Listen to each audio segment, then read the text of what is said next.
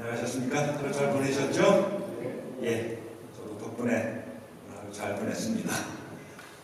오늘 저녁은 소그룹 중심의 교회를 세우라, 소그룹에 관한 그런 내용을 함께 좀 나누겠습니다. 다시 한번 뭔가 좀 교회를 부흥시키기 위해서 최선을 다해보려는 그런 교회에 와서 조금이라도 이렇게 좀 도움을 드릴 수 있게 돼서 참 감사하고 기쁘게 생각합니다. 아무쪼록 제가 이번 기회에 함께 나누는 그런 내용들이 이 교회가 부흥하고 성장하고 여러분들이 행복한 신앙생활을 하는데 정말 조금이라도 도움이 되기를 간절히 바랍니다. 우리 세미나 시간이기 때문에 어제 중요한 핵심적인, 어제는 또 첫날이고 뭐 이렇게 또 서론이 길다 보니까 좀 이렇게 핵심을 더 충분히 이렇게 강조하지 못한 것 같은 좀 아쉬움이 있어서 몇 가지 핵심을 좀 말씀드리고 오늘 또 계속 말씀을 드리겠습니다. 어제 제 이 그림 굉장히 중요하다고, 아마 이번 한 주 내내 저 그림 몇 번 더 많이 사용할 것 같은데, 저 그림은 오늘날 교회의 모습을 풍자하는 그런 그림이라고 제가 말씀을 드렸고, 저 그림 속에 오늘날 교회의 아주 본질적인 문제, 근본적인 어떤 문제가 무엇인지를 우리에게 잘 알려주는 그런 그림이라고 말씀을 드렸습니다. 이 교회가 하나님이 주신 방법, 하나님의 원리, 교회의 본질에 충실하지 못하고 교회 일을 하려고 하다 보니까 우리 목사님도 성도들도 모든 분들이 다 아주 애써 헌신을 하지만 교회가 더 이렇게 앞으로 나아갈 수가 없는 것입니다. 이 말은 교회의 사명도 감당할 수 없고 우리 교회 신앙생활을 통해서 우리의 믿음이 더 성숙해지는 것도 아니고, 근본적인 문제는 저 사각 밖에 있다고 이렇게 말씀을 드렸습니다. 뭔가 본질은 외면하고 적용하지 않고 하나님이 주신 방법과 하나님의 원리는 외면하고 인간의 시도들, 그의 본질에 안 맞는 시도들, 그러니까 교회의 모든 것이 어렵고 또 앞으로 나아가기가 힘든 것입니다. 그러나 반면에 하나님의 원리들이 적재적소에서 기능을 다하고 이렇게 본질에 충실한 교회가 될 때 은혜 충만, 성령 충만한 교회가 되는 거예요. 그러면 신앙생활이 행복하고 교회가 성령의 능력으로 하나님의 도우심으로 앞으로 힘있게 전진할 수 있는 것입니다. 그러면 무엇보다 그 교회를 섬기시는 목사님이나 장로님이나 성도들이 행복해요. 자, 저런 교회는 영향력이 생깁니다. 그래서 성경에 하나님께서 약속하신 모든 부흥과 성장의 그런 당연한 그런 열매들이 자연스럽게 맺히게 되는 것이죠. 그래서 어제 제가 저 둥근 바퀴에 해당하는 것을 어떤, 이게 화면이 뭐가 안 맞네요. 그죠? 저기에만 안 맞네요. 아픈 문제가 없고 제가 보는 게 좀 문제가 있네요. 네. 이 교회는 이 모든 성도들에 따른 어떤 그 영적 성숙도나 또 신앙의 경력에 따른 영적 성장 그 과정이 있어야 되고 양육 훈련이 있어야 된다는 것을 말씀드렸습니다. 그래서 그 모든 그리스도인들이, 우리 재림 성도들이 처음에 그리스도를 알아가고 그리스도 안에서 성장하고 그리스도와 친밀해지고 이제 완전 아주 그리스도 중심의 삶을 살게 되는 그런 과정을 거치게 되는데, 그런 과정에 따른 어떤 양육 훈련이 있어야 저런 과정에 도달하는 것입니다. 우리가 그저 뭐 이렇게 교회 프로그램에 참석하고 예배에 참석한다고 해서 시간이 지남에 따라서 그리스도를 알아가는 단계에서 그리스도 안에서 성장하고 이제 그리스도와 밀접한 관계를 맺고 완전히 그리스도 중심의 삶을 사는 그런 자연스러운 결과가 이르러오지 않는다는 것입니다. 오늘날 교회를 보면 교회 많은 분들이 저러한 과정을 밟기를 원하지만, 그걸 기도하지만, 기대하지만 그런 어떤 과정이 없는 거예요, 사실은. 과정이. 그래서 교회에 모든 성도들이 저러한 과정의 성장을 가져올 수 있는 연속적인 그런 확실한 그런 어떤 과정이 있어야 하는 중요성을 어제 말씀드렸죠. 그래서 그리스도를 알아가는 과정이라든지 그리스도 안에서 성장하는 단계라든지 각 단계의 그 성숙도에 따라서 그 개인의 영적 믿음과 태도, 또 조직적인 어떤 교회 활동, 개인적인 영적 훈련, 또 다른 사람들과 함께하는 어떤 영적 활동 이런 요소들에 있어서 각 단계마다 이렇게 성장해 가는 거예요. 성장해 가는 거예요. 자, 이런 일을 위해서 교회에 반드시 양육 시스템과 그런 양육의 과정이 있어야 된다는 것을 말씀드렸고, 이것이 바로 그 교회의 어떤 그림의 둥근 받기에 해당하는 그런 것들이라는 것입니다. 자, 오늘은 이제 소그룹에 대해서 좀 우리가 살펴보겠는데, 아마 여러분 익숙하실 겁니다. 크리스찬 슈바르츠 박사에서 자연적 교회 성장, 지금까지 18년 동안 7만여 교회의 어떤 그 설문을 통해서, 경험을 통해서 건강하게 성장하는 교회가 가지고 있는 8가지 어떤 질적 특성들이 아주 잘 정리되었고, 저것이 얼마나 성경적이고 예언의 신의 어떤 뒷받침을 증거들을 통해서 확인된다는 사실은 아마 우리 목사님을 통해서 여러분들이 잘 배우셨으리라고 믿습니다. 다시 한번 복습해보면 아주 성장하는 교회들은 다음과 같은 건강한 그런 교회의 8가지 질적 특성들을 가지고 있다는 것입니다. 저기서 여러분들이 보시기에 오른쪽 영역, 사역의 영역은 모든 교회들은 다 저런 그 사역의 영역들이 있어요. 지도력, 사역, 영성, 조직, 예배, 소그룹, 전도, 관계, 이런 모든 것들이 모든 교회에 다 어떤 사역의 영역으로 존재합니다. 그러나 중요한 것은 그 왼쪽에 파란 그 기둥으로 되어 있는 생명을 부여하는 요소라고 했죠. 저게 형용사죠. 형용사. 이 명사를 설명하는 형용사의 내용의 정도가 어떠냐에 따라서 달라지는 거예요, 결과는. 즉, 지도력도 어떤 지도력이냐? 뭐 그냥 혼자서 붙이고 장구치고 다 하는 어떤 독선적, 독재적, 혼자 다 하는 그런 독점적 지도력이냐? 그게 아니라는 거죠. 건강하게 성장하는 교회는 사역자를 세우는 지도력이 행사된다는 거죠. 그러니까 이 성도들 하나하나를 잘 양육하고 또 맡겨진 직분을 잘 감당하도록 적합하게 훈련시켜서 그 사역을 위임하는, 그래서 사역자를 세우는 그런 지도력이 살아있다는 것입니다. 그 다음에 간단하게 말씀드린 은사중심적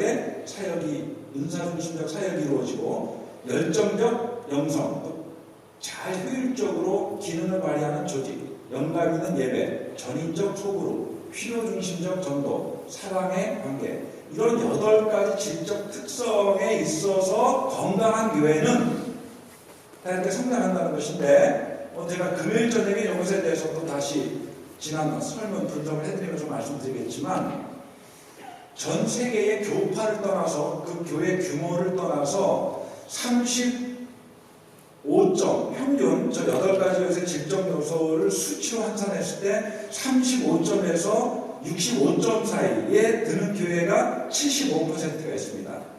그리고 평균 50점이 넘으면 비교적 건강 상태가 양호한 교회예요. 이런 교회는 조금이라도 성장합니다. 그리고 한 35점 아래의 교회가 15%가 있는데, 이거는 당연히 쇠퇴하는 교회예요. 그리고 평균 65점 이상이 되는 아주 건강이 양호한 교회들이 한 15%, 이건 7만여 교회 설문을 통해서 나온 데이터니까 정확합니다. 그 상위 15%의 교회들이 있는데, 이 교회는 뭐 계속 아주 성장을 잘해가는 그런 교회인 것입니다. 자, 그런데 제가 왜 저거를 다시 한번 말씀드리냐 하면, 보십시오. 전 세계적으로 2,000교회를 훨씬 넘는 그리고 우리 재림교회가 NCD 설문을 통해서 어떤 교회의 영적 건강도를 측정을 했는데, 그 결과가 이것입니다. 지금 2,000 몇백 교회의 평균치입니다. 얼마 전에 크리스찬 슈바르츠 박사가 한국에 와서 저희 연합회 강당에서 그분을 모시고 이렇게 강의를, 세미나를 했는데, 그때 나온 통계 자료예요. 그때까지 한 2,000교회가 넘는 우리 재림교회가 참여를 했는데, 전 세계적으로 재림교회 8가지 질적 요소들을 살폈을 때 우리 재림교회는 다음과 같은 평균이 49점이 나왔고, 비교적 양호하죠? 이건 100점 만점으로 환산하는 게 아닙니다. 평균이 대체적으로 50점이면 건강이 양호한 거예요. 그러니까 전 세계적으로 우리 재림교회는 그래도 교회로서 비교적 양호한 건강 상태를 유지하고 있다는 것입니다. 자, 그런데 여러 가지 사역자를 세우는 지도력, 은사중심적 사역, 열정적 영성, 기능적 조직, 영감 있는 예배, 전인적 소그룹, 필요중심적 전도, 사랑의 관계, 이런 8가지 요소 중에 세계적으로 재림교회가 제일 취약한 요소가 뭐예요? 전인적 소그룹이에요. 우리 재림교회는 다른 요소보다는 뭔가 소그룹 활동이 잘 안 된다는 거예요. 전 세계적으로. 그 다음에 다음 보면 이거는 북미 재림교회 평균치입니다. 미국의 요 통계는 2007년대 앤드류스 유니버시티, 앤드류스 대학의 이 목회학 박사학위 논문을 통해서 이게 이제 나온 통계인데요. 그 당시 한 600개 이상이 북미 지에서 미국 내에서 NCT 설문을 받았는데 그 결과 미국 북미 재림교회는 전 세계 재림교회보다는 좀 건강도가 좀 수치가 낮습니다. 그래서 아마 그 백인 교회들이 굉장히 지금 쇠퇴해 가고 있다고 해요. 백인 교회들의 어떤 그 건강도가 굉장히 수치가 낮다는 것인데 평균이 40%인데 여기를 봐도 각 항목의 각 질적 요소들의 그 평균치가 쭉 나오는데 자 여러분 눈으로 보십시오. 제일 취약한 부분이 또 뭐예요? 취약한 요소가 전인적 소그룹이에요. 전인적 소그룹이 33점이 나왔습니다. 자, 근데 제가 한국 재림교회입니다. 지금까지 한 20교회 정도가 이 설문에 참여했는데, 제가 이 통계를 낼 때까지 15교회가 참여를 했는데, 한국의 재림교회는 평균치가 8가지 질적 요소의 평균치가 42점이에요. 미국 교회보다 조금 난데, 전 세계 교회보다 좀 낮은 것 같아요. 근데 이 한국의 재림교회도 이 8가지 질적 요소 중에 제일 약한 부분이 뭐예요? 네? 전인적 속 37점. 자, 저 세 통계로 전 세계적으로 또 이 미국을 봐도 한국을 봐도 재림교회는 무엇이 약하다? 소그룹이 약하다는 거예요. 자, 그런데 제가 지금 연합해서 섬기고 있지만 여러분 한번 보십시오. 우리 재림마을에 들어가 보면 우리 한국 재림교회가 이 소그룹 활성화를 위해서 봄, 가을에 정기적으로 소그룹 어떤 그런 기간을 정해놓고 캠페인을 벌이고 있고 또 아예 그냥 연합회에서 그 소그룹을 더 잘할 수 있도록 인류 강사들을 통해서 이렇게 영상 그 강의물도 만들어서 다 배포합니다.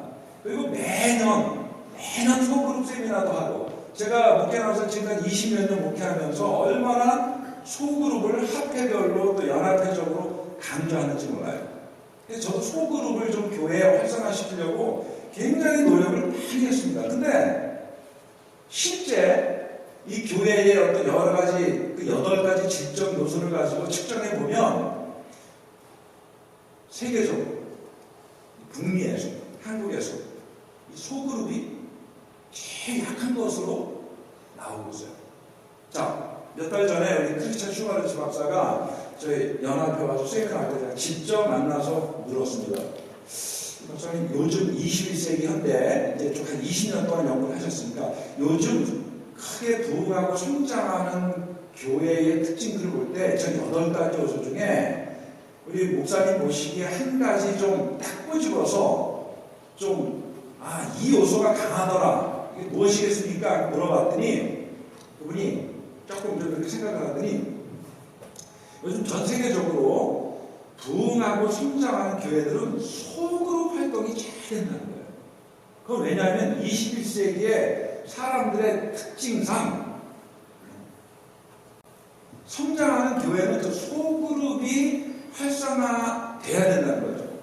또 다른 말로 좀 바꿔 말하면 소그룹이 활성화되지 않으면 교회가 부흥하고 성장할 수 없다는 것입니다. 자, 그런데 우리 재림교회는 굉장히 소그룹을 강조하고 애쓰지만 제일 안 되는 부분이 바로 소그룹이에요. 자, 그럼 왜 그럴까? 왜 재림교회는 전 세계적으로 소그룹이 최소치일까? 자, 우리 세미나니까 시간이 아까운 시간이지만 한 5분이라도 좀 여러분 혹시 좀 미국 상황하고 미국의 한인교회 상황이랑 제가 섬기는 한국교회 상황과는 좀 다르긴 하겠지만 제가 나름대로 파악한 것을 말씀드리기 전에 여기 좀 또 특수한 사정이니까 제가 잘 모르는 부분도 있으니까 그런 의미에서 좀 질문을 드려보면 왜 재림교회는 아니 더 좁혀서 우리 여기 북미에 있는 한인교회들도 조사를 해보면 아마 소그룹이 거의 비슷한 맥락 아니겠어요? 장로님 어때요? 소그룹이 그동안 이 교회들 역사가 꽤 있는데 소그룹이 아주 잘 되고 있습니까? 근데 강조는 해왔습니까? 소그룹. 예. 예. 예, 아마 저도 많이는 안 다녀봤지만 미국에 몇몇 개를 다녀봐도 소그룹이 막 잘 돼가지고 교회가 붐하고 그런 모습은 찾아볼 수 있어요. 그런데 화이트 선지자께서 그리스도의 성교봉사에서 강조한 것처럼 교회는 훈련시킨 학교다. 군사 학교다. 그래서 교회는 이렇게 훈련을 시켜야 되는 것이고 또 하나 강조한 것이 소그룹.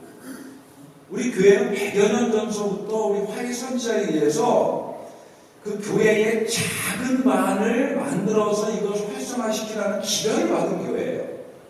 그리고 유명한 일화가 있지 않습니까?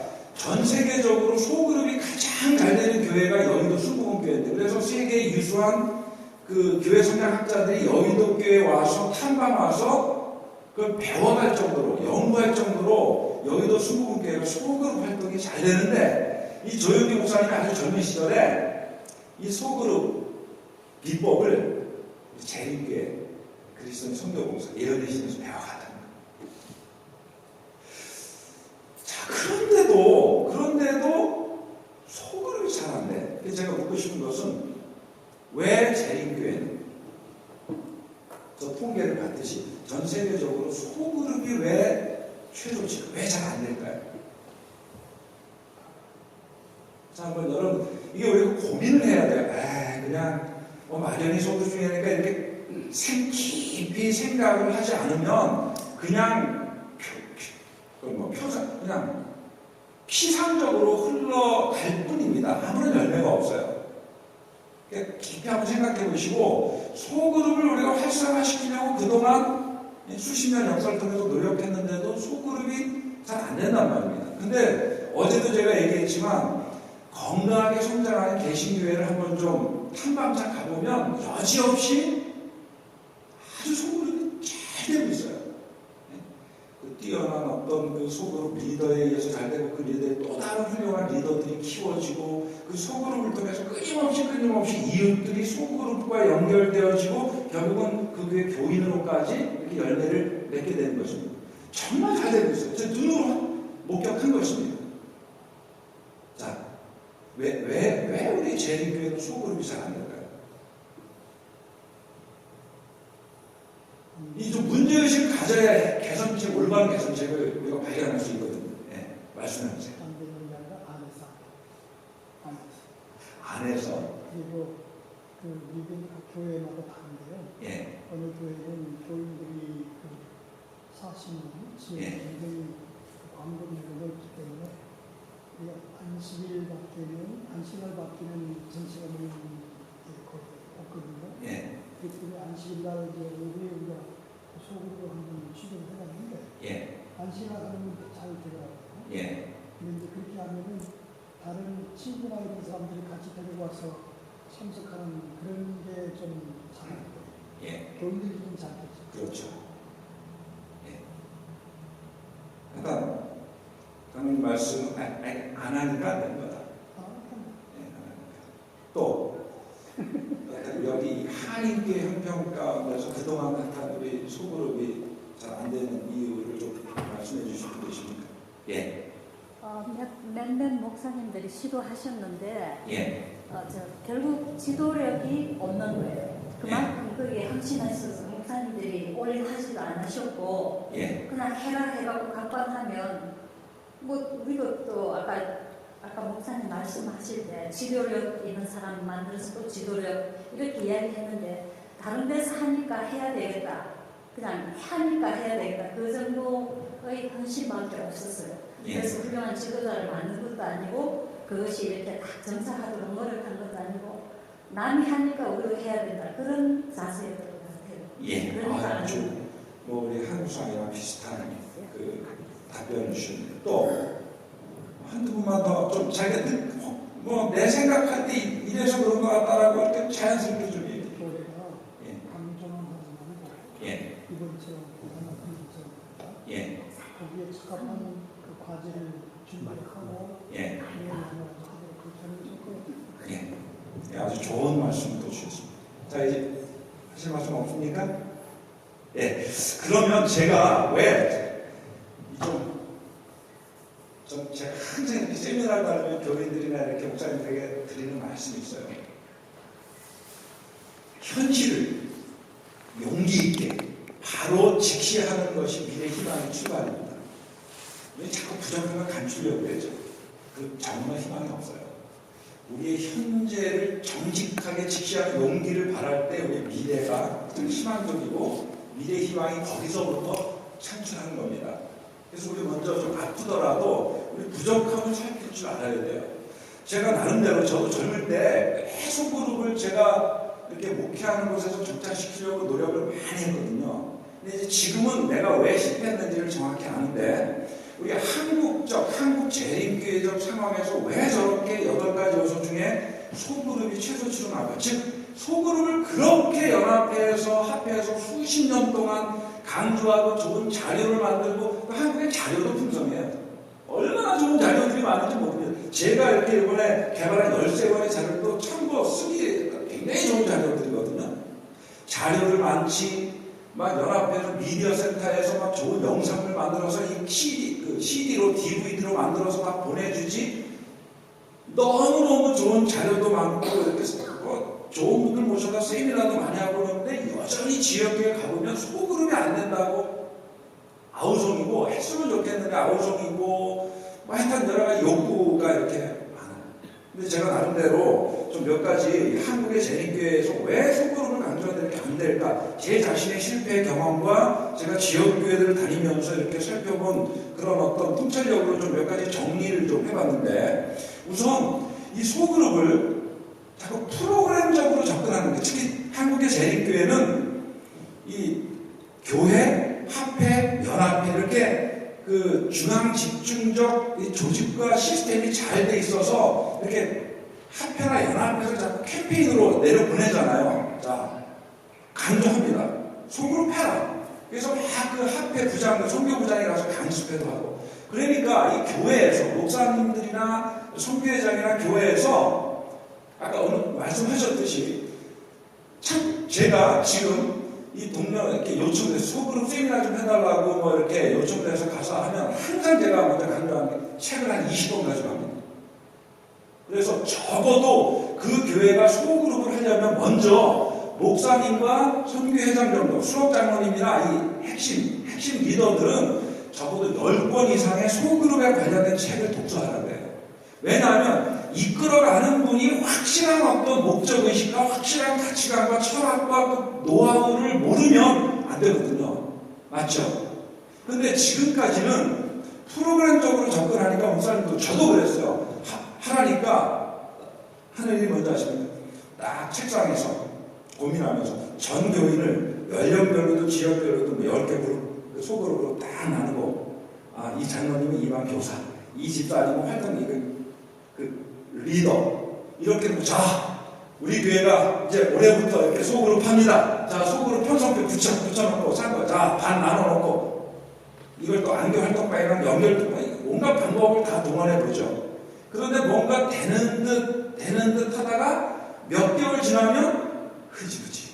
근데 이런 것을 목사님들이 바뀔 때마다 경험하는 거예요. 목사님 아주 우리 소그룹 합시다 하다가 막 조직까지 아주 멋지게 해놓고 막 붙여놓고 하다가 흐지부지. 그러다가 이제 그 목사님 가실 때까지 스톱하고 있다 또 새로운 목사님이 또 피드 받아가지고 소그룹 하면 또 소그룹 시작하다가 흐지부지. 그러니까 이게 학습된 무기력이 교인 가운데 형성되는 거예요. 에이 소그룹 하나도 해도 안 돼 하는 어떤 학습된 무기력감이 이렇게 형성이 되면서 그 뒤로는 아무리 강조를 해도 열정이 안 나오고 헌신이 안 나옵니다. 이렇게 접근하기 때문에 소그룹이 안 되는 거예요. 그리고 저서부터 당장 1년 초에 다 계획해가지고 그해 막 소그룹이 다 잘 되기를 기대하죠. 이게 벌써 잘못된 거예요. 적어도 제가 양심적으로 말씀드리면 그 박 목사님이 오레곤 중학교 이제 소그룹을 활성화시켜야겠다고 결심한 그 순간서부터 제가 생각할 때 적어도 소그룹이 드디어 본 궤도로 올라서려면 at least 적어도 3, 4년은 흘러야 돼요. 왜냐하면 일단 목사님과 핵심 지도자들이 이 소그룹에 대해서 아주 확신한 노하우와 철학이 확실하게 자리 잡아야 돼요. 그건 단신해야 안 되고 적어도 1-20권의 소그룹에 관한 책을 독서하고 연구하고 계획을 세우고 전략을 짜고 해야 되거든요. 그 다음에 이제 필요한 단계가 리더들을 훈련하고 양육해서 리더들을 키우는 일이에요. 이게 또 한 1년이에요. 그리고 진정 소그룹이 그 제 궤도에 올라와서 그 정상적으로 되는 그 시점은 성공적인 하나의 소그룹이 또 하나의 그 소그룹으로 이렇게 분가가 되는, 재생산이 되는 거예요. 이때 드디어 소그룹이 성공적으로 정착되기 시작하는 겁니다. 그래서 모든 교인들을 다 10개 소그룹으로 나눠놓고 다 잘 되기를 기대하는 순간 이미 그 출발이 잘못됐고, 소그룹 하나라도 2년이 걸리든 3년이 걸리든 잘해서 그 소그룹이 이제 뭐 새로운 영혼도 거기서 걷어지고 해서 소그룹이 증식을 해서 그 분식진을 말이 나는 그 소그룹이 발전을 해서 나눠져서 또 다른 소그룹을 생산해낼 때 그때 드디어 이제 그 교회에 소그룹이 제대로 출발하는 거예요. 근데 우리 재립교회는 이렇게 되질 않죠. 우선 한국의 재립교회들은 목회자의 평균 목회 기간이 3.5년도 안 돼요. 그러니 어떤 사역이 시작돼서 열매를 맺을 때는 최소한 한 3, 4년에서 한 5, 6년이 걸리거든요. 그런 물리적인 시간조차 주어지지 않는 겁니다. 목사님 질문 있어요. 예. 지금 그 목회자가 3년 마이크 다 들으셔야 되기 때문에. 예. 3년 4년이 돼도 아까 말씀드린 우리 교회는 이 시스템이 있잖아요. 예. 합회, 연합회, 그런 로컬 교회는 예. 되지만은 그리고 그 목사님들은 연합회, 합회의 모든 그 프로그램을 따라서 그런 후배를 받으셨잖아요. 예를 들어서 4년, 5년이 계셔서 다른 데로 이동을 하신다 하더라도 다음에 오시는 분이 그런 교육을 똑같이 받으셨는데 왜 그게 장로님, 제가 정착시키려는 말씀드릴게요. 한국에 와서 선교자 연구소장 말씀 잘 하시겠습니다. 저도 그래서 이게 참 당연히 상식적으로 우리 같은 그런 조직이 잘 되는 교회에서 그래야 되지. 쉽게 얘기하면 한국에 가도 스타벅스가 있어요. 여기 미국에 가도 스타벅스가 있잖아요. 메뉴도 비슷하잖아요. 우리 교회는 프랜차이즈 식으로 사역을 하면 3년마다 목회자가 옮겨 다녀도 아무 문제가 없는데 그게 상식인데 그렇게 전부를 그렇게 할 수 없지만 양육 시스템이라든지 소그룹 시스템이라든지 뭐 소그룹 전략 이런 거는 사실은 프랜차이즈식으로 그렇게 해야 맞거든요. 천주교가 그렇게 하거든요. 그래서 지금 한국에서 폭발적으로 성장하는 교회는 천주교예요. 지금 천주교가 지난 10년 사이에 74.4%가 성장을 했는데 그동안의 개신교회는 1.6% 마이너스 성장을 했거든요. 근데 천주교는 철저히 중앙 집중시키가 어디 교회나 가도 똑같아요. 근데 우리 재림교회도 당연히 그렇게 돼야 되는데 장로님 저희는 채용도 합회가 하고 합회가 급여도 주고 파송을 하는데 목회는 제각각이에요. 그래서 쉽게 얘기하면 어느 목사님이 부임을 해요. 그럼 이 목사님은 뉴스타트 전문가예요. 모든 교회 구조를 뉴스타트 구조로 다 뜯어고쳐요. 돈도 막대한 투자를 해요. 다 물리치료실 그냥 그러니까요. 근데 그 목사님이 한 3년 있다 목회를 떠나면 또 다른 목사님이 오시잖아요. 이분은 전혀 여기에 관심도 없어요. 그러니까 그동안 모든 투자된 것들이 돌아갑니다. 그러니까 아까 제가 좀 전에 얘기한 모든 우리 한국의 재림교인들은 수십 년, 그 성도들은 그 교회에서 3, 40년 신앙생활 하잖아요. 그 목사는 그 교회에서 3년, 5년밖에 목회를 안 하고 떠나시잖아요. 그러니까 30년, 40년 그 교회에서 신앙생활하는 성도들은 학습된 무기력감만 느는 거야. 에이, 뭐 이 목사님 와서 또 뭘 할까? 에이, 저러다 마시겠지?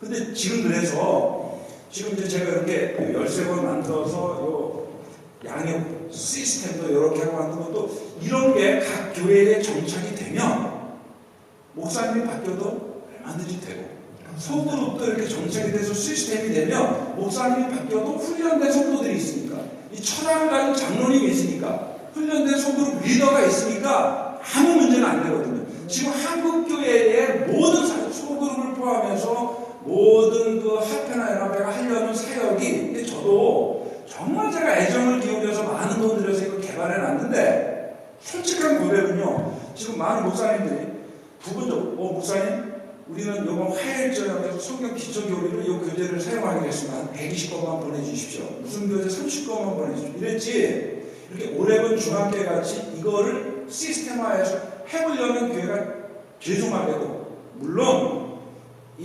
이것을 마지막으로 마친 때가 작년이었습니다. 이제 올해부터 적극적으로 홍보하면 이제 생길 거지만 솔직하게 올해본 중학교회가 처음으로 이거를 전 시스템을 적용하고 막 교재도 외국에서 내가 우체국 가서 5박스나 보냈어요. 그래서 제가 얼마나 기대 부심함으로 여기 왔는지 모릅니다. 제가 시차 때문에 육신은 피곤하지만 제 마음은 굉장히 기쁘고 막 기대감에 차 있어요. 좀 모델이 나왔으면 좋겠어요. 좋은 모델. 근데 제가 하나님이 살아계시기에 그분이 교회에 관심을 가지고 계시기에 교회는 언제나 희망이 있거든요. 제가 100% 확신하는데 이런 성도들을 체계적으로 시스템을 가지고 전략을 가지고 양육하는 그 단계를 양육하고 하는 것은 두 분밖에 틀림없이 하나님이 결과를 주시는 겁니다. 근데 지금 한국의 재림교회 아마 미주 한국교회도 비슷하리라 생각되는데 그런 식으로 사역을 하니까 저 측정을 해보면 그렇게 속으로 하려고 애를 쓰고 많은 돈을 투자해도 설문을 해보니까 정확히 나오잖아요. 제가 지역교회를 가면 눈으로 확인하는데 다 내가 실패한 경험 그대로 지금 답습하고 있어요. 그래서 한국 재림교회를 통해서 이렇게 소그룹이 왜 안 될까를 이렇게 분석해 보면 이제 프로그램적으로 접근하고 그 아주 상명하다식으로 탑다운 방식으로 자꾸 일을 그러니까 지역교회 목사님들과 성도도 훈련되지 않고 이해되지 않고 뚜렷한 목표도 없는데 탑다운식으로 해라고 밀어붙이니까 다 낭비이고 비효율인 거예요. 소그룹이 되려면 일단 그 교회 목사님이 이런 사역 시스템 목사님이 사역 철학 속에 그게 자리 잡아야 돼요. 그리고 목사님이 깊이 연구를 해서 전문가가 돼야 되고 근데 지금 한국도 미국도 우리 재림교회는 그게 잘 안 되는 것이고 그 다음에 소그룹의 핵심은요 재생산이 이루어지는 것이 소그룹 정착과 성공의 핵심이에요. 이 교회도 한 소그룹을 잘 성공시켜서 그 소그룹이 드디어 우리끼리가 좋싸움 그걸 변화산 신드롬이라고 하거든요. 그래서 예수님의 세 제자가 와서 예수님이 변화되는 모습 보니까 뭐라 그랬어요? 주여 이대로가 좋싸우니 여기가 좋싸우니 여기 장막치고 천년만년 여기서 함께 했으면 좋겠습니다. 이게 소그룹이 잘못되면 어떻게 되냐면 우리끼리 좋싸우니 이대로가 좋싸우니 그러니까 교인끼리 그냥 친목 모임 성경 공부 모임밖에 안 되는 거예요. 근데 철저하게 소그룹이 잘 정착되고 활성화되는 개신교회도 가보면 그게 열린 소그룹, 전도 소그룹이 돼야 되는 거예요. 새로운 영혼이 계속 그 소그룹에 교회는 오기 힘들어도 소그룹에는 내 이웃들 계속 들어와야 돼요. 그래서 그 소그룹이 보통 12명이 기준으로 보는데 이제 12명이 넘어서면 적절한 시기에 분가를 해야 돼요. 그리고 그 분가할 때쯤이면 그 소그룹 열정적인 그 소그룹 활동을 통해서 그 자체 내에서 그 분가한 소그룹을 맡을 리더가 또 길러졌어야 돼요. 그렇게 해서 한 소그룹이 성공하고 두 소그룹을 분식해서 성공하면 이제 그때부터 그 교회는 소그룹이 순식간에 활성화가 되게 되어 있습니다. 근데 우리 지금 그게 안 되는 거예요. 그게. 자, 그래서 지금 안 되는 이유, 안 되는 이유를 정확히 분석하면 되는 이유를 발견할 수 있잖아요. 자, 그래서 재생산이 소그룹 활성화의 핵심이에요, 핵심 사실. 저도 청량교회 부모가 때 제가 직접 한 소그룹을 맡아서 해봤어요. 이 젊은, 그때 제가 부목사 시절이니까 더 젊을 때 얼마나 소그룹, 우리 부목사님이 우리 그냥 교사라고 얼마나 좋아했는지 몰라요. 그러나 곧 1년도 안 돼서 흐지부지 하시더라고요. 왜? 새로운 사람이 없으니까. 우리끼리 그냥 모여서 밥 한 그릇 먹고 그냥 그 부목사님이 잘 가르쳐 성경 공부 그 연장이니까 우리 한국은 화요일 집회도 있어요. 금요일 집회 있지, 안식 있지, 수시로 모이는 데다가 주중에 또 한 번 모이니까 피곤한 거예요. 신앙생활이. 그러니까 곧 흐지부지하게 됩니다. 철저하게 열린 속으로, 전도 속으로 시간이 걸리더라도 증식을 해야 돼요. 그 다음에 이제 또 한 가지 요소가 소그룹 리더의 교육 부재입니다. 그래서 제가 12제 보면 소그룹 리더 교재도 있잖아요. 시간이 걸려도 교회는 많은 투자를 해서, 어제 제가 그것도 강조했죠. 교회는 사람이에요. 사람이 성숙하면, 사람이 성장하면 교회도 성숙하고 성장하는 겁니다. 그래서 이 교회도 소그룹을 그냥 지금부터라도 소그룹 리더들을 한 사람이라도 돼요. 한 사람이 나중에 두 사람이 되고. 여러분 이거 아십니까? 장로님, 일시불로 10만 불 받겠으니까 매일 1달러씩 받아서 다음 날마다 이렇게 배가, 다음 날 2달러 받고 4달러 받고 이렇게 받으시겠습니까? 한 달 동안. 한 달에 한 목에 그냥 한 달씩 10만 불 받으시겠습니까? 아니면 매일 처음에 1달러 받고 매일 배가 해서 받으시는 분 어떤 걸 택하시겠어요? 한 달에 10만 불. 장난 어리석은 거예요. 내일은 안 몰라요. 지혜로운 선택일 수도 있겠네요. 그런데 여러분 계산을 한번 해보세요. 한 목에 10만 불 받는 게 커 보이잖아요. 근데 오늘 1달러 받고 내일 2달러 받고 그 다음날 4달러 받고 그 다음날 8달러 받고 그래서 한번 30일 받아보세요. 얼마를 받게 되시나요? 이 소그룹도 마찬가지예요. 소그룹도 한꺼번에 모든 교인들을 10개 소그룹으로 나눠서 그 10개 소그룹이 활성화되는 것을 기대하지 말고 시간이 5년이 걸려도 한 소그룹을 잘해서 두 소그룹을 만드는데 교회감을 올인해보세요. 그러면 순식간에 이게 2개가 4개가 되고 4개가 8개가 되고 그 개신교회가 처음에 13명, 20명으로 시작했는데 10년, 20년 지나서 뭐 10,000명, 20,000명, 15,000명으로 성장하는 비결이 여기에 있더라고요. 그리고 제가 어제 말씀드렸듯이 그렇게 되도록 목사는 목숨 걸고 그 성도들을 양육하고 훈련해서 리더를 키워요. 근데 우리 재림교회는 물리적으로 한국적 상황에서 그게 안 돼요. 물리적으로 아무리 나면 겨도 3년 있다 떠나면 어떻게 그런 리더를 만들어낼 수가 있겠습니까? 그러니 맨날 속으로 강조해도 안 되는 거예요. 그러니 이 교회가 뭘 해야 될지를 붙잡을 수 있죠? 그 다음에 또 하나는요. 전도, 소그룹의 아주 핵심 목적이 전도와 양육인데 이 필요성을 느끼고 이 동력이 교회에 있어야 되는데 제가 한국 상황 얘기한 겁니다. 지금 한국의 재림교회는 염려되는 것이 전도, 선교의 동력을 잃어가고 있어요, 교회가. 그러니까 영혼권에 대한 관심보다는 아까 제가 말씀드렸던 변화사 신드롬, 여기가 저 싸움이, 이대로가 지금 이대로가 저 싸움을 해가지고 교인끼리 너무 재밌어. 교인끼리. 그래서 교인끼리 너무 재밌어서 우리와 라이프 스타일이 맞지 않고 뭐 우리 안에 있지 않은 사람은 감히 거기에 들어올 수 없을 정도까지 너무 우리끼리 재밌고 우리끼리 너무 좋은 거예요. 근데 입으로는 맨날 영혼권, 립 서비스만. 정말 여러분들 영혼권, 생명이 소중하면 때로는 우리 옷 좀 웨이트 좀 벗어버리고 섞이고 뭐 그래야 되는데 우리가 그걸 잘 못하잖아요. 우리끼리 이게 교회가 어떤 정도나, 그리고 제가 어제 얘기했죠. 제가 논문 쓸 때도 이렇게 한 500명, 28, 24교회 500명의 성도들을 설문을 했는데, 논문 쓸 때 단 한 명도 내가 체계적으로 2, 3년 동안 체계적인 시스템, 체계적인 자료를 가지고 양육받은 경험이 있는 걸 표시를 물었더니 한 사람도 그런 경험이 없어요. 똑같지 않아요?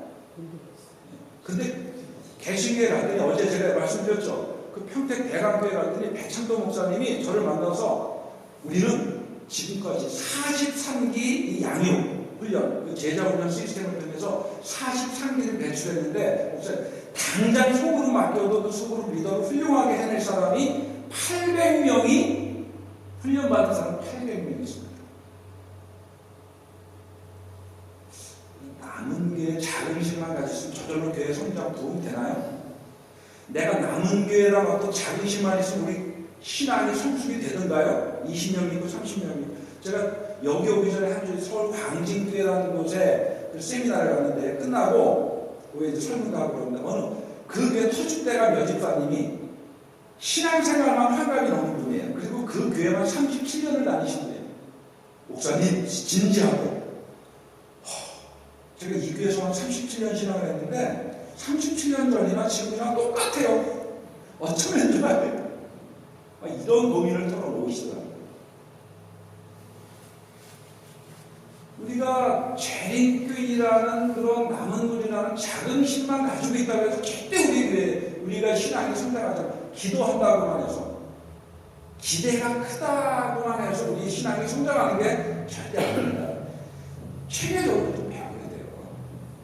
말씀을 배우고 연구하고 그러다 보면 모여서 함께 기도하고 말씀 배우고 함께 친교를 만들어 보면 그때 성령께서 역사하시고 하나님의 어떤 은혜가 역사해서 우리가 성장하고 성숙하는 것이지, 우리 입만 크지 귀만 크지는 거예요. 그래서 이 교회가 지금 얼마나 훌륭한 시작을 했는지 모릅니다. 이게 근데 쉬운 일은 아니에요. 그렇기 때문에 정말 좋은 열매를 내서 한인교회가, 아마 이 교회가 성공을 하면 아마 한국에 제가 다니면서 5년 동안 세미나 할 때 올해는 중앙 한인교회 얘기를 모델로 굉장히 많이 얘기를 할 겁니다. 그리고 제가 또 이번 금요일날 말씀드리겠지만, 이 NCD도 있잖아요. 한국에는 어떤 교회는 3번째 설문까지 마친 교회가 있거든요. 근데 이 교회 목사님이 똑똑해요.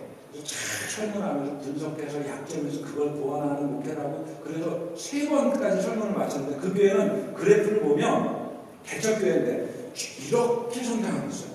그리고 그 설문 결과도 계속 1, 2년까지는 표시가 안 나더라고요. 근데 3년째는 평균이 68점인가 오르면서 그 결과로 성장을 하더라고요. 7만여 개의 데이터베이스에 99.4% 그 확신하는 크리스천 슈바르츠 박사의 그 확신이 맞더라고요. 그래서 하여튼 이 소그룹, 또 여러분들이 좀 좋은 좀 모델을 남기셨으면 참 좋겠습니다. 그래서 제가 아주 중요한 걸 좀 원리를 가르쳐 드리겠는데요. 순서. 일단 소그룹 먼저 나왔으니까 소그룹 사회식에서 주의사항을 제가 3가지로 좀 이렇게 정리를 했는데, 절대 서두르지 마시기 바랍니다. 서두르지 말고 뚜렷한 목적과 동기 없이 수동적으로 소그룹 사역을 실시할 때 실패한다. 아까 집사님 말씀하셨잖아요. 다른 교회가 하니까, 하라고 하니까, 카페가 하라고 하니까. 이래가지고는 그건 실패를 위해서 이렇게 시작을 하는 겁니다. 그 다음에 구성원들과 충분히 교감하고 비전과 전략, 구체적인 실행 방안을 공유해야 합니다. 제가 아마 지금 목회하면서 목회하면 요 3번에 제가 이렇게 저희를 위해서 아마 1년을 투자할 것 같아요.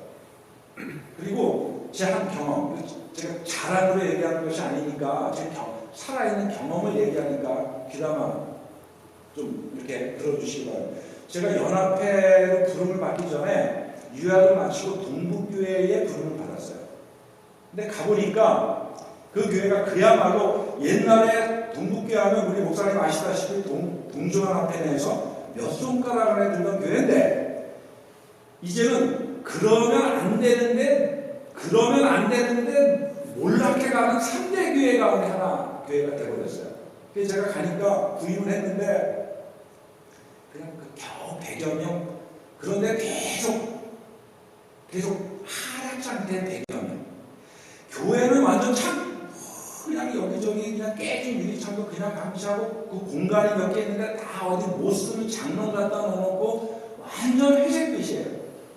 그래서 제가 거기서 2년을 목회했는데 제가 가서 몇 가지 내가 이 교회에서 해야 될 저의 장점이긴 합니다. 가서 내가 이 교회에서 뭘 해야 될까, 우선순위로 뭘 해야 될까를 먼저 이렇게 딱 정하고 그 일에 선택과 집중을 하는 스타일이거든요.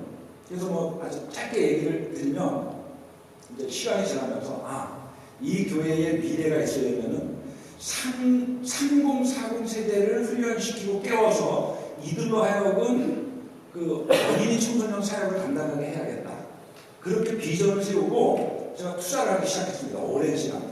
3040 세대 몇 가정들을 데리고 제가 자주는 아니지만 적어도 한 달에 한 번 캠핑을 다녔어요. 가가지고 내가 장작 뽀개고 모닥불 피워서 같이 둘러앉아서 얘기하고 맛있는 음식 해주고. 그러니까 이게 소그룹을 하기 위한 게 아니라 자연이 뭐가 됐어요? 자연이 소그룹이 된 거예요. 자연이. 그러니까 그렇게 한 1년이 지나고 2년이 다가오니까 그분들은 또 그 자녀들은 저에 대한 그 애정과 신뢰가 너무 끈끈해진 겁니다. 그래서 제가 그렇게 떠날 줄도 모르고 2년째 12월이었던 것 같아요. 찬양대에 올인하던 그 중에 그 젊은 전영민이라는 집사인데, 남집사인데 얼마나 열정이 넘치는지 아주 찬양대를 기가 막히게 아주 애정을 가지고 이렇게 발전 잘하는 그런 남집사인데 목회식을 불렀어요. 그동안 이제 끈끈한 소그룹. 그야말로 그게 자연적인 소그룹이죠. 인위적인 소그룹이 아니고. 불러가지고 내년부터 내가 이 교회 목회하는 동안에는 찬양대 특창 없어도 좋다. 정교인이 둘째 찬양은 다 같이 불러도 좋다. 그러니 당신은 내년부터 이 패스파인더를 새롭게 조직하고 여기에 좀 책임자가 돼서 여기에 올인해라. 그랬더니 지금까지 아주 헌신했던 그 찬양대 놓기 쉽습니까? 쉽지 않잖아요. 그래서 고민해 보겠습니다. 근데 며칠 뒤에 딱 찾아와서 해보겠습니다. 대박. 그리고 또 한 여집사, 약사, 간호사 출신인데 약사까지 돼가지고 약사하시는 제가 대학 다닐 때 제 1년 선배인데 똑똑하고 믿음직스러워서 딱 불러가지고 내가 이런 비전 이런 계획이 있는데 당신 총무로서 좀 도와줘라. 본인도 고민해보겠다 그랬더니 또 하겠습니다. 근데 하겠습니다라고 하는 기도에 헌신하는 마음이 그냥 생긴 게 아니에요. 왜냐하면 그 당시에 제가 갔을 당시에 30대, 40대들이 다 멀리서 저기 교회는 서울 한복판에 있는데 저기 호평동에서 저 의정부에서 다 나오니까 12월이면 딱 저를 그 전에 한 해 전에 절 찾아오죠. 목사님 교회 다니기가 너무 힘들어요. 올해는 교회 가까운 교회 다니게 목사님 허락해 주세요. 그래도 착하죠. 교회 오면 목사님 허락. 그럼 제가 좋습니다 하겠습니까? 그냥 그렇게 또 이렇게 안 치느냐고 꽤 많은 실행을 보이고 에너지를 그런 상태였어요. 근데 그렇게 돼서 하겠습니다 하고 다 이렇게 조직해놓고 그 비전까지 심어주고 그 책임까지 맡겨놓는데 이제 연합회가 저를 부르더라고요. 그래서 막 교회가 막 젊은이들이 인터넷에 막 데모를 했습니다. 그래도 부르시면 순종해야 되니까. 그리고 떠나고 잊었는데 1년 뒤에 그 전영민 집사가 제 카톡에 사진 한 장을 목사님이 뿌린 씨가 이렇게 자랐습니다 하고 딱 보내줬는데 그 연말만 되면 떠나기로 했던 그 3040 세대 그 남자 집사님들 12명이 딱 제복 차려있고 한 30-40명의 개척대 제복을 입은 개척대 아이들과 사슴의 등산에서 수련 어떤 특별한 그 캠프를 하고 찍은 사진을 보내줍니다. 이야, 그러니까 그게 하루아침에 2년 동안 그 자연 발생적 소그룹을 통해서 목사와 이게 훈련이 되고 비전을 공유하고 충분히 어떤 그런 것을 서로 이렇게 공감하는 가운데 비전을 공감하니까 그런 일이 일어나요. 그러니까 이 마찬가지로 소그룹도 그 다음에요 지금까지 얼마나 그 사람 뭐 사실 따지고 보면 한 3년 걸린 거죠 그렇게 되게. 근데 그 3년 뒤서부터는 얼마나 놀라운 결과들이 들어오는지 절대 서두르지 말고 뚜렷한 목적, 동기가 있어야 되고 충분히 교감하고 비전과 전략, 구체적인 실천 방안을 다만 소수의 몇 사람들하고라도 공유를 해야 되는 거예요. 아주 중요한 그게 있는데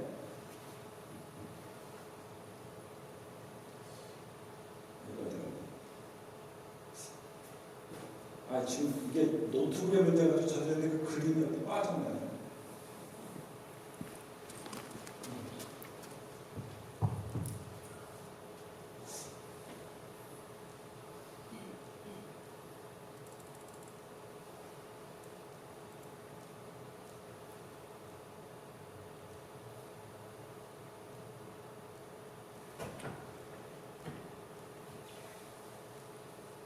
여기 있네.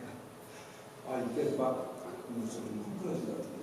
여러분 저 아주 굉장히 그 유명한 어떤 혁신의 확산 법칙이라는 것인데요. 제가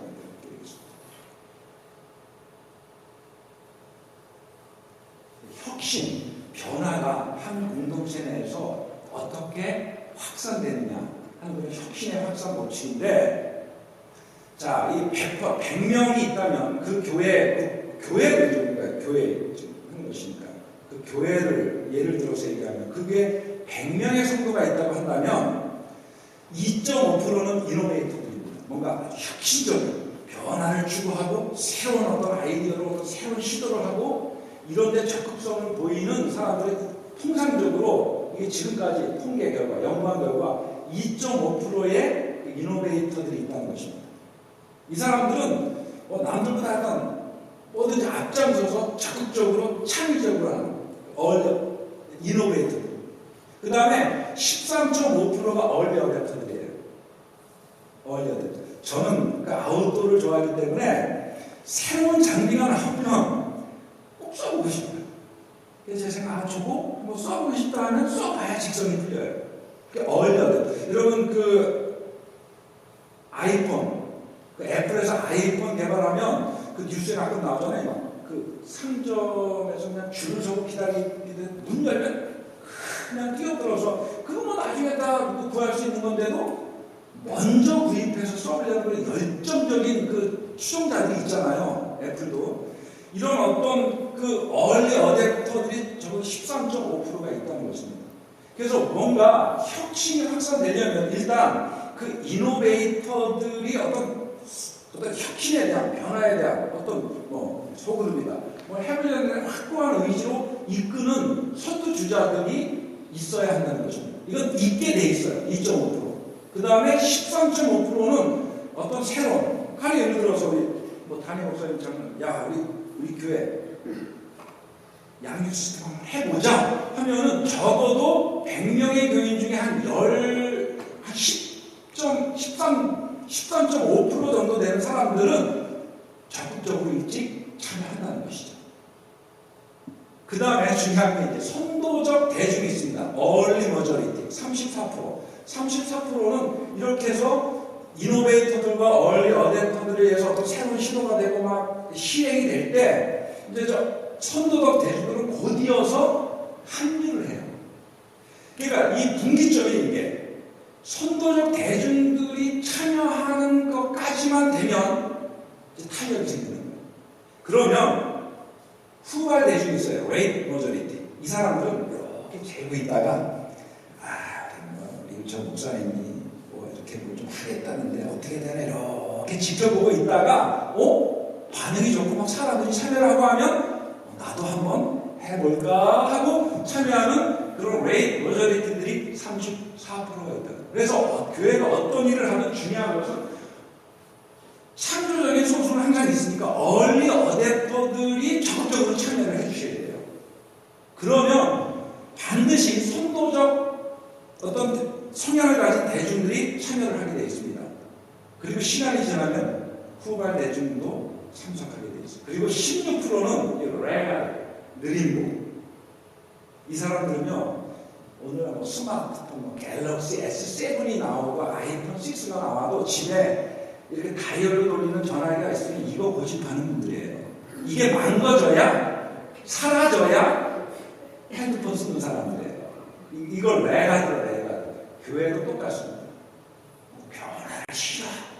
두려워. 끝까지 버티고 오히려 좀 나쁜 마음을 표현하면 부정적인 사람들 어쩔 수 없어요. 근데 이 혁신, 새로운 시도가 확산되고 정착하려면, 완전히 정착하려면 일단 선도적 대중까지가 참여해야 이제 탄력이 되는 거예요. 그리고 시간이 지나면 후발적 대중까지. 이렇게 되면은 새로운 어떤 방법이나 새로운 시도가 확산이 되고 정착이 되는 거예요. 자, 그러니까 오늘 오신 분들은 적어도 다 좀 얼리 어댑터, 여기 전체 교인들이 몇 분이나 되는지 모르겠지만 여러분들은 얼리 어댑터들이 다 됐으면 좋겠습니다. 아니면 선도적 대중이라도 되시기 바랍니다. 아멘? 그래야 뭐가 되는 거예요. 근데 선도적 대중들의 그 참여를 이끌어내지 못하면 조금 하다가 어떻게 되는 거예요? 흐지부지하고 거기서 멈춰지는 거예요. 이게 내가 왜 이 경영학에 쓰는 그런 걸 굳이 빌려와서 여러분에게 설명드리면 속으로 활성화되고 정착되길 바라시죠? 요런 교회 일도요, 하나님께서 하시는 일도 갑작스럽게 기적을 통해서 뭐 하시기도 하지만, 제가 지금까지 목회를 하면서 주님 사업하면서 하나님의 일도 상식선에서 이루어지는 일들이 더 많습니다. 교인들이 다 팔짱 끼고 있고 다 외면하는데 목사님이 나를 따르다 아무리 해도 그게 하나님의 뜻에 맞고 뭐 열정이 넘치고 뭐 완전히 깊이 연구되더라도 안 돼요. 안 돼요.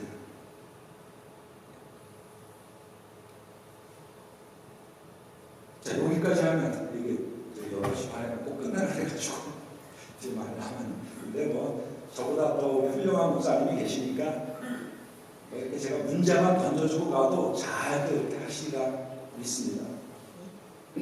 자, 소그룹은요,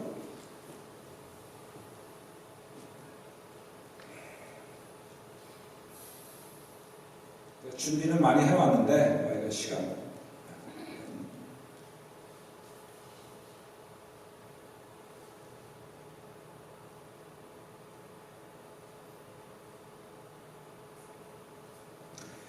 이 소그룹 사역은 이 교회가 교회적으로요, 물론 뭐 목사님이나 이 소수에서는 당연히 생각하겠지만 소그룹 사역에 아주 분명한 목표와 가치와 철학을 가져야 돼요. 교회가 소그룹, 구역반이라고 해서 우리는 소그룹을 토대로 하는 평신도 사역 활성화를 통하여 교회의 기본 사명인 전도와 양육을 적극 수행한다.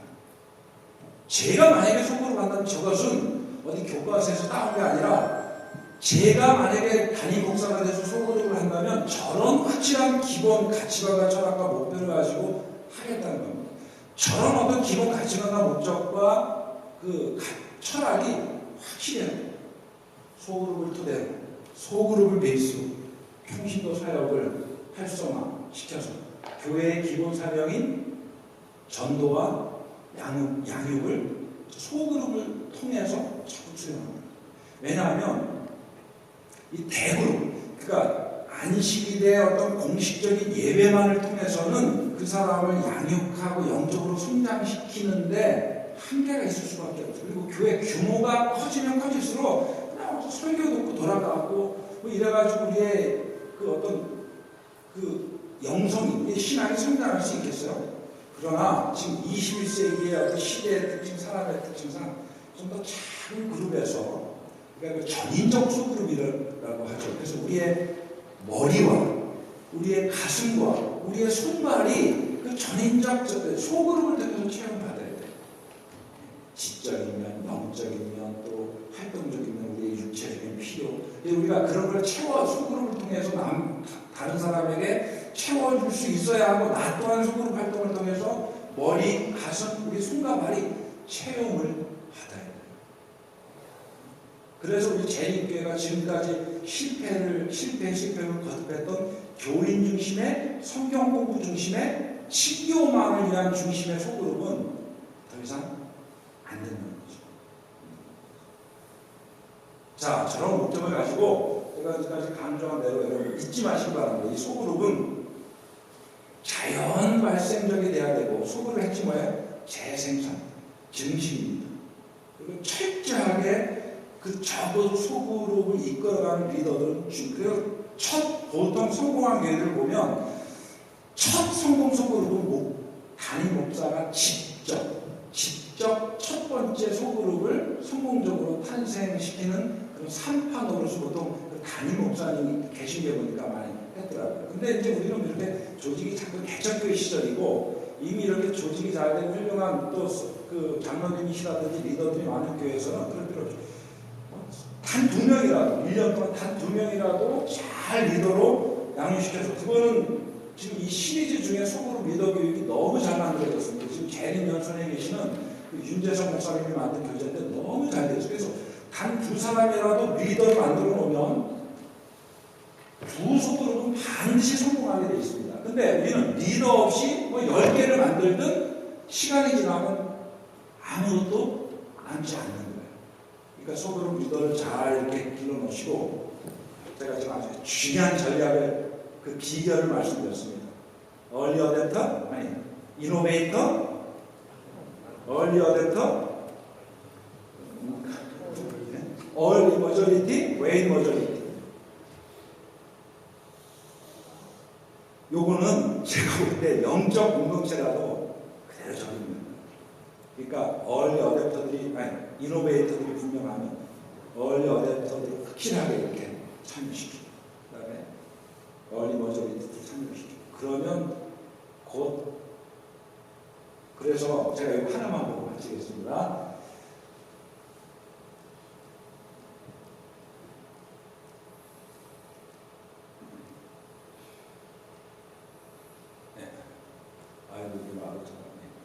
요 한 그림만 또 설명, 여기 많은 원리와 그 원칙이 들어있기 때문에 요거 하나만 설명드리고 오늘 저녁 마치겠습니다. 그럼 10년 법칙이라고 들어보셨어요? 10년 법칙? 자, 저 뒤에 2개의 그래프가 있죠. 파란색 그래프는 1차함수 그래프입니다. 1차함수. 직선으로 표현되는. 그다음에 저 붉은색 그래프는 2차함수 그래프예요. 근데 교회, 목회도 1차 함수식 목회를 하는 그런 목회자도 있고 교회도 있고, 2차 함수 그래프 유형의 목회하는 목회자도 있고 교회도 있다는 것입니다. 자, 1차 함수형의 목회를 하는 그런 교회들은 즉 그냥 별다른 장기적인 비전이나 계획 없이 그냥 매년 해왔던 일을 더 충실하게 매년 해가는 거예요. 그러면 시간이 흐르면서 어떤 변화가 있어야 되는데 변화 없이 쭉 10년 가는 거예요. 그리고 외적인 상황에 따라서 조금 부응하기도 하고 좀 쇠퇴하기도 하고, 그러나 큰 변화 없이 그냥 가는 거예요. 근데 2차 함수형 목회, 사역이 이루어지는 교회는 뚜렷한 비전이 있고 그 비전에 따른 중장기 어떤 계획이고 플랜이 있어요.